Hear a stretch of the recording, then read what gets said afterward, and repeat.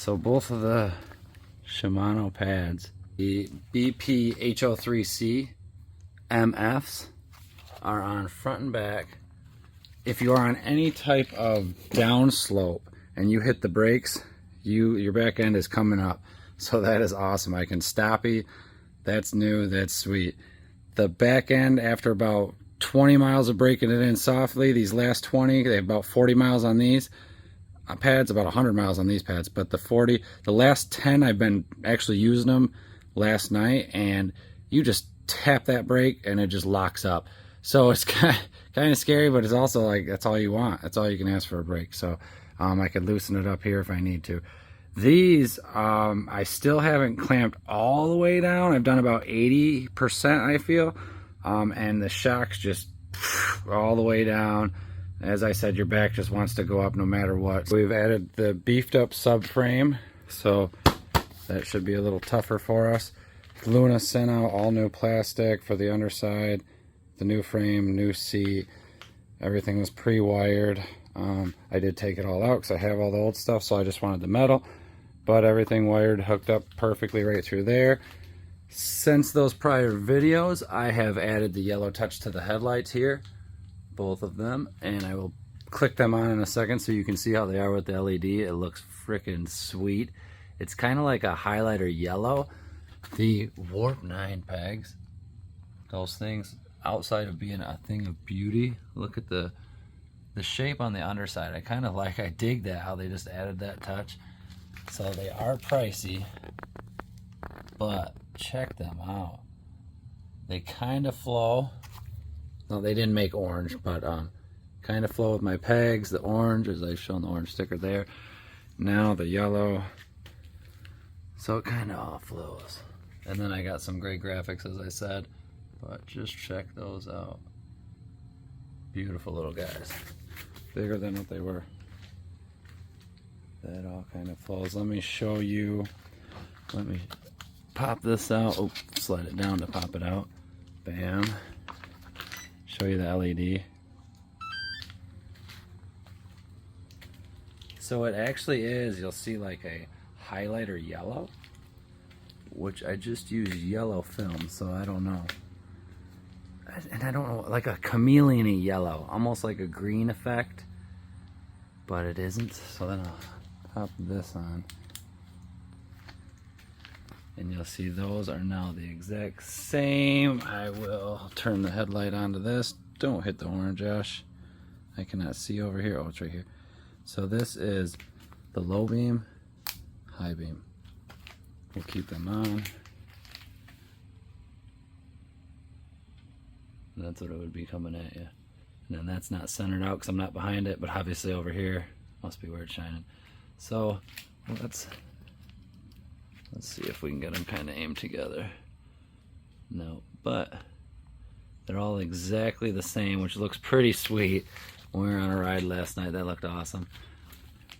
Right now, let's get into the brakes and the beefed up subframe, the underseat that Luna has sent out to hopefully not a lot of you guys. Hopefully everybody's getting the new version sent out to you, but let's get into it. Thank you all. Thank you guys for watching. Thanks for subscribing. My next video, I'm going to have the Luna riser bar installed. So that's going to look pretty sweet, and hopefully my graphics might arrive today, so maybe we'll get going on that. If the graphics come, that'll be an awesome gray color mixed in with that to keep that color combo the same. And thank you guys as always for watching. It means a lot.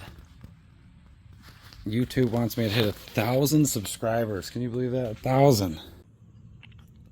After about 800 miles or so, we're going to put on some of these Shimano pads on the Talaria XXX, or Triple X rather. Let's go over these. I don't think they really tell you much on the box here, but this is the exact model I was searching up, the Ho3c, and there's a couple different versions, so make sure you get what you like. We're gonna first go over how to take your pads off, and really I always carry the little tool pouch that it came with, plus a couple extras, and we're gonna take that off first. I don't know if I can break it. Okay.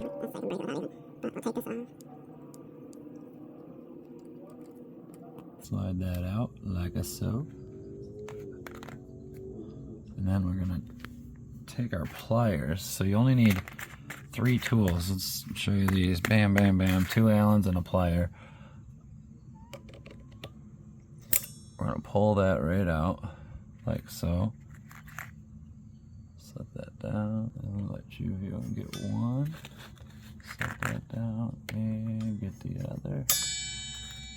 That's a nice little ting there.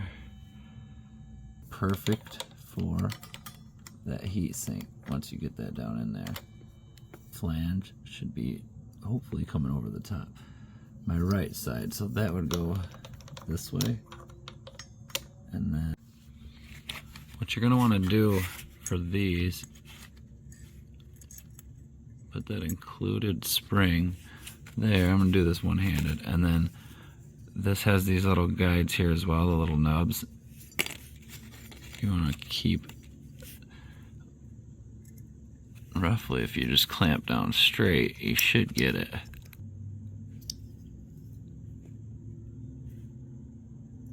Now our little spring is on the outside of the pads. And let's go ahead and try to put these in. I'm gonna make sure my right, if you can see that, R will have to be on this side. If we get this one-handed, this should leave you guys confident.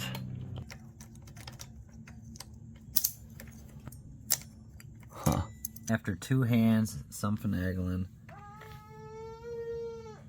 Sorry about my baby back there. There we go, now that's all the way up in there. Look at these were out further than I thought. So I ended up pushing these in to where like that fit in there, and once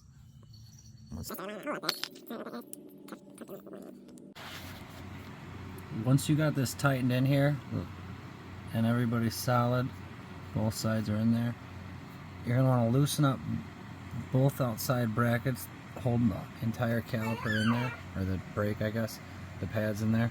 You're going to loosen those, pull this brake lever, your front brake, pull it as tight as you can with one hand, and use your other hand to tighten one of these at a time while you're fully pressed on that brake.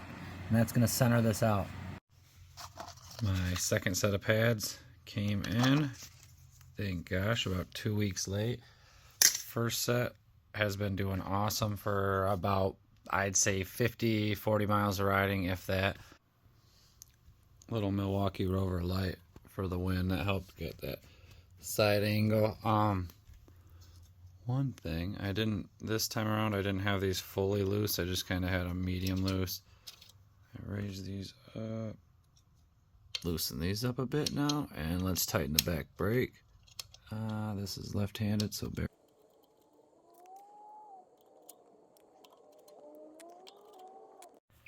So now I have my back seat disassembled. Since we're doing all this other maintenance, the Luna seat has shown up.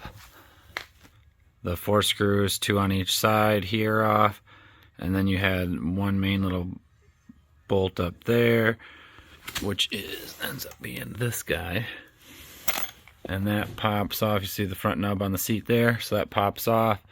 And I just you'll see the wire right there. All your connectors are right here for 3 or 4 different connections, all right there.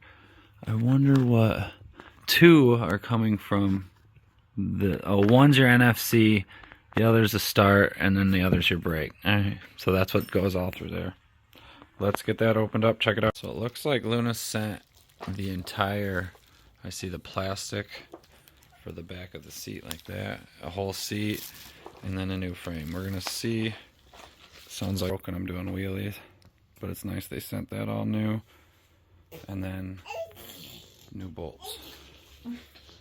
So she's over here making noises. I'm gonna take that apart and we'll kind of compare it to the old broken one. Upon further inspection, this I noticed stays almost level with how much goop they added versus before. Look how skinny it did get. So then we look at how we thought they had just the outsides, but then as I look here, this weld wraps around. So this is a whole piece folded like a taco around the previous pieces, and then the two triangles added with a whole bunch more welding. Look at all that. Nasty, but hopefully it holds. Let's install these Warp9 larger foot pegs. They're not quite 2 times bigger, but they're definitely close. And then we're gonna pop these off. So let's get a flat head, which I have right here, and we are going to see this pin. I'll try to, it's almost, see the washer with the, there we go, I'm spinning the pin now. Let's pop that pin off. All right, a couple tips when taking this little lock washer off. Pin something down on this side, because obviously if you push on one side it's just going to spin. So I pinned this guy here and then used the flathead just to flick the other guy around when it was on this, obviously. So with this, once I got to this step, I just added a dab of lube just to help get it to slide through, as you can maybe see a little bit extra. But that made it, at first it was kind of sticking and you have to worry about pushing this pin or the spring.